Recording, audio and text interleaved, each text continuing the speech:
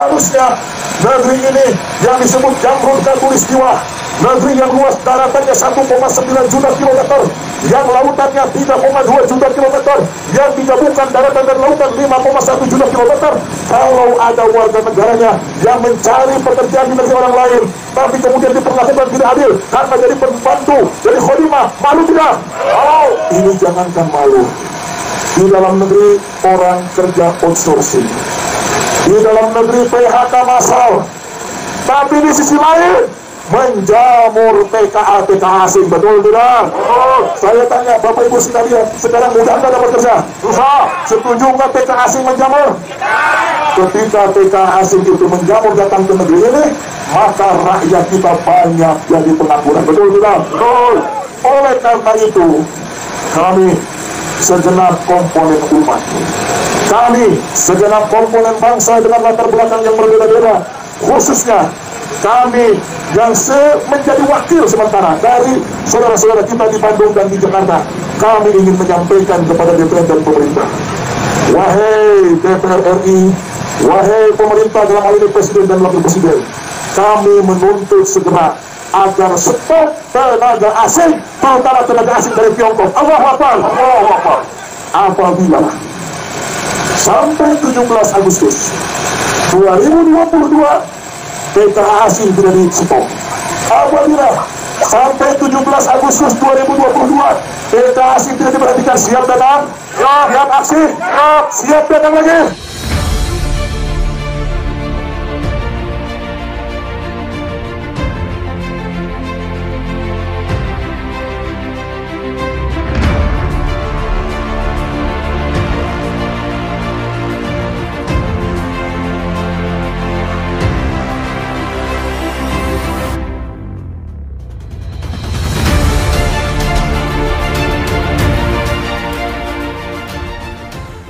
Baik Pak, ini untuk selanjutnya Pak, termasuk juga tulisan Bapak yang terbaru ya, ini tentang pergi ke Cina, ke Jepang, ke Korea ya. Bahkan kalau tidak salah ada cuman sehari gitu ya. Ini mungkin kejadian seperti yang kunjungan Jokowi ke Ukraina Pak. Ya. Ternyata ininya dampaknya bukan baik Pak, bukan tambah baik gitu ya. tapi justru begitu Jokowi pulang langsung Ukraina diserang lagi, jadi malah justru Jokowi ini punya tidak dampak apa-apa. Nah ini mungkin juga apakah ada kemiripan Pak? Seolah-olah ini kok seperti gini Pak, ada semacam pencitraan. Jadi kunjungan pencitraan, tapi substansinya sebenarnya tidak ada itu. Kira-kira substansi apa itu Pak yang dari kunjungan itu? Ya maunya dua sebenarnya kan. Jadi bisa menjadi, karena ini ke Cina terus ke Jepang dan Korsel. Kita tahu Jepang Korsel itu kan bloknya Amerika.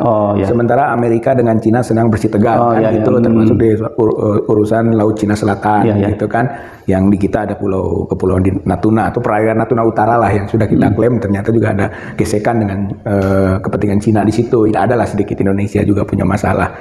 Jadi kita harus bacanya dalam konteks global itu, konteks global gitu ya. Konteks globalnya adalah bahwa ke Cina satu blok, kemudian dia akan datang ke Jepang Korsel di blok yang lain, gitu ya. Kalau niat mulia mendamaikan. Ya seperti dulu lah waktu ke Rusia dan Ukraina, mendamaikan. Bahkan ada yang menyebut layak mendapat Nobel perdamaian. yang itu akhirnya, tapi dia tidak. Saya pikir itu satire Pak. Satire. Ada yang serius loh, ada yang serius gitu kan waktu menganalisis soal itu, layak katanya ini. Tapi ternyata itu waktu belum ada pemboman pasca, masih sedang berangkat. Hebat gitu kan. Nah, mungkin dalam konteks global juga ini gitu kan, bersih tegang antara Cina dengan Amerika, ya, cobalah jembatani, ya kan. Nah, misi apa yang mau dibawa? Kita lihat kemana dulu.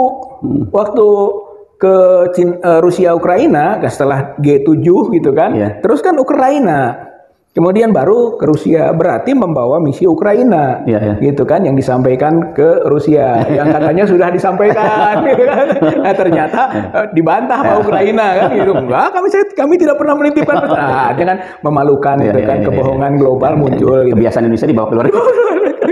Nah, ini juga sama. Kemana dulu? Gitu, itu harus dibaca juga. Gitu. Kalau saya lihat ke Cina dulu, berarti mungkin akan membawa misi Cina ke Korea Selatan dan Jepang gitu kan. Jadi ada pesan Cina untuk ini. Tapi itu lagi-lagi kembali lagi ke pola itu kan, kalau kita sebut siapa sih lu?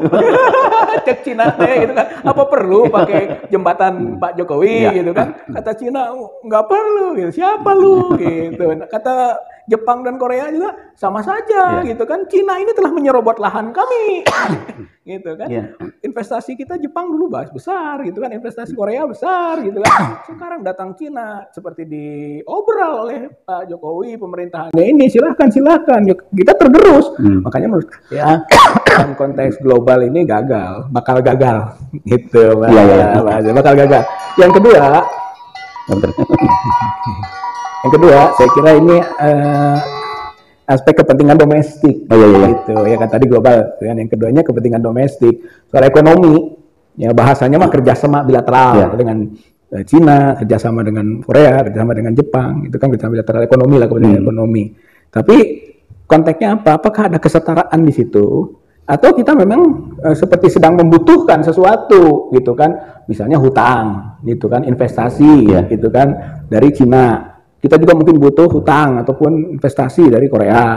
Kita juga butuh dari Jepang misalnya. Apakah itu bisa berhasil gitu kan? Pasti mereka itu juga punya syarat-syarat gitu. Misalnya Cina ingin investasi atau menggelontorkan hutang yang lebih besar untuk membantu Indonesia.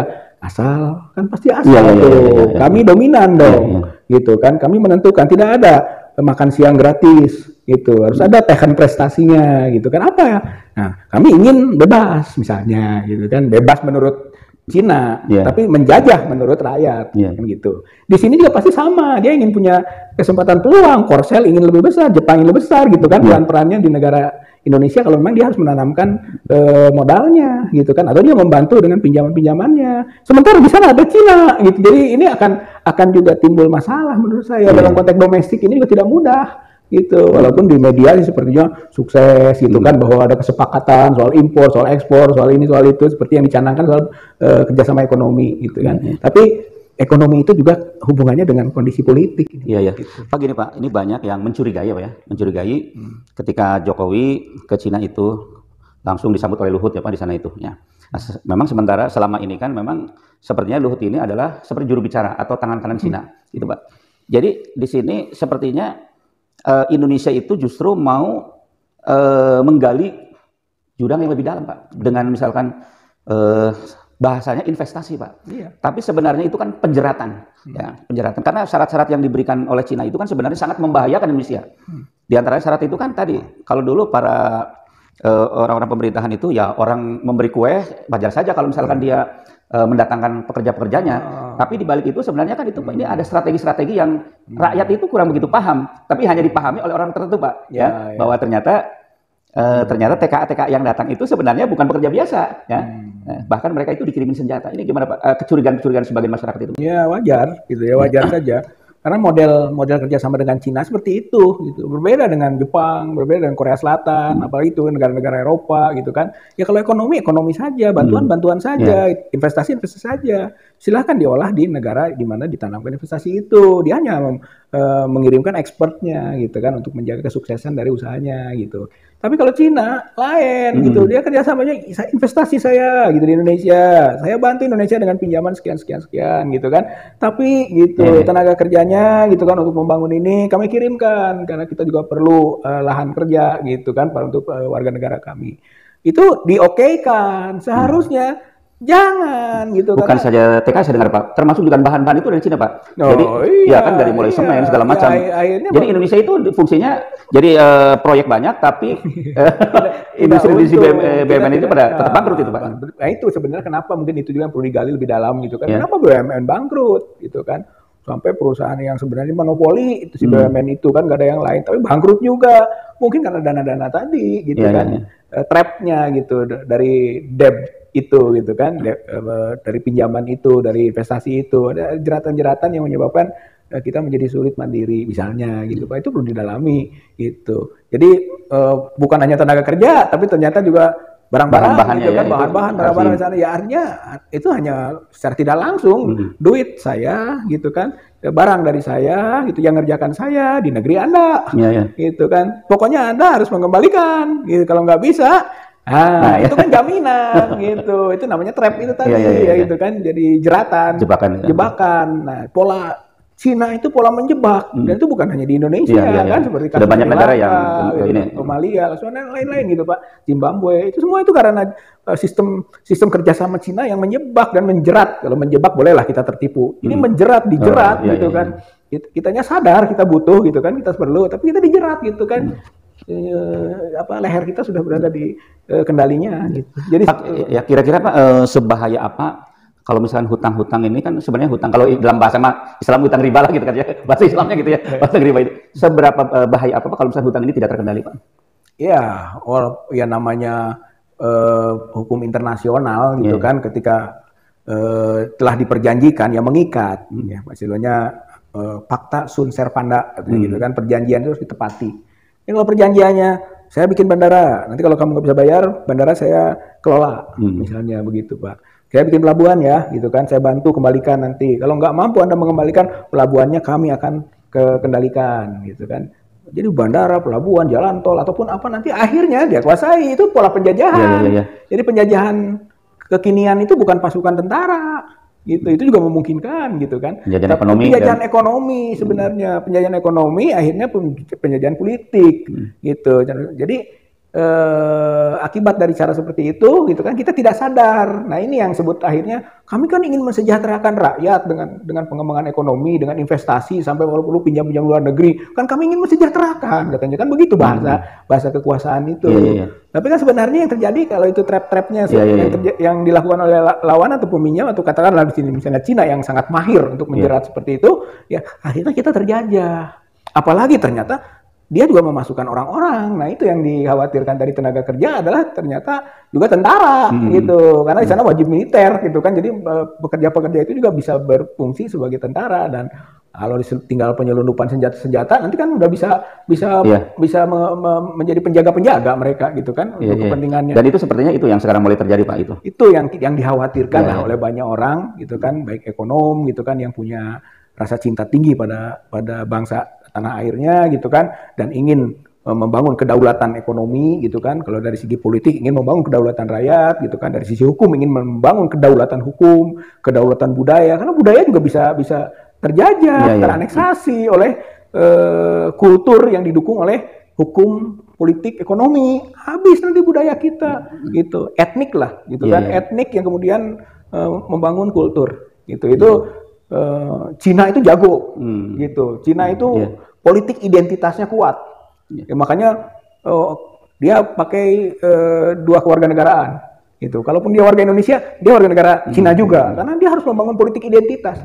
Jadi kalau sekarang ribut politik identitas itu tidak sesuai, gitu kan? Itu tapi ke Islam, ketika bicara identitasnya Islam, Islam yang dipojokkan, Islam yang dipojokkan, padahal kekuasaan yang didominasi dan dikendalikan gitu kan oleh kepentingan negara Cina itu biasanya politik identitas. Itu saya kira ini harus antisipasi gitu kan. Janganlah teriak-teriak identitas Islam, radikal Islam gitu kan, intoleran Islam, kemudian identitas Islam. Sementara ini apa enggak radikal? Itu orang komunis itu sangat radikal itu.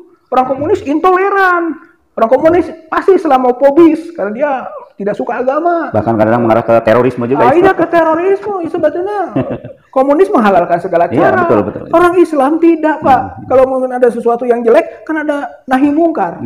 Yang lain harus mencegah.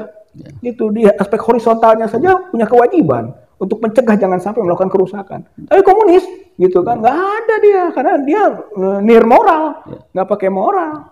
Ketika melakukan pembunuhan juga kadang-kadang biadab gitu.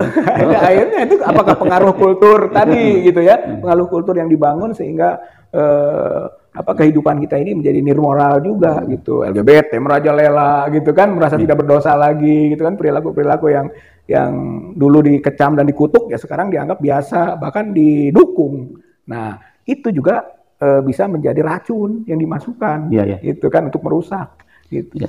Pak gini juga nih banyak yang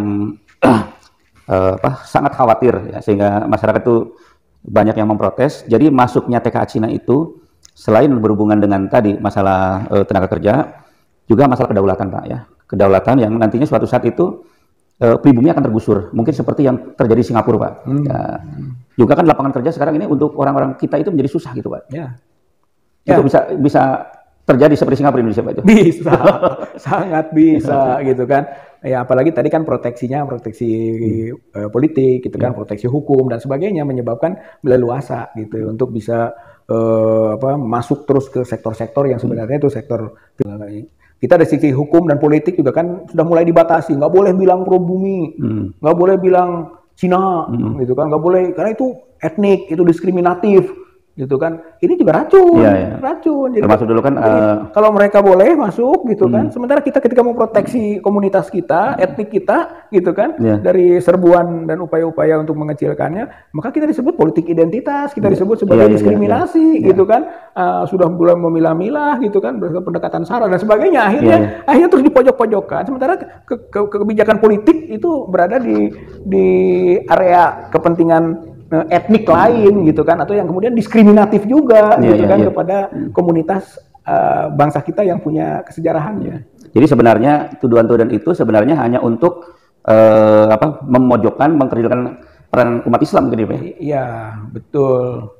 Itu kan fire hose of falsehood gitu kan. Jadi semburan fitnah. Jadi untuk menutupi perilaku diri, maka tuduh orang lain gitu. Itu fire hose of falsehood gitu. Semburan fitnah gitu. Itu cara komunis juga seperti itu gitu. Sebelum kita dituduh dan memang kita melakukan, tuduh dulu orang lain. Nah, ini gitu. Makanya kita selalu mengingatkan apakah isu radikalisme, isu terorisme, isu intoleransi, isu anti kebinekaan yang ditujukan kepada masyarakat dan rakyat justru untuk melindungi perilaku yang terorisme gitu, perilaku yang radikalisme yang sedang dia mainkan gitu kan, perilaku yang memang dia sendiri anti kemajemukan gitu, dia uniform, dia harus sesuai dengan kemauan yang kita gariskan gitu, dia sendiri anti kemajemukan. Ketika kita ada yang beda tadi politik identitas gitu, itu namanya fire hose of falsehood gitu, Pak. Jadi ini gejala tidak sehat, gejala tidak sehat dalam ini termasuk by design gitu ya.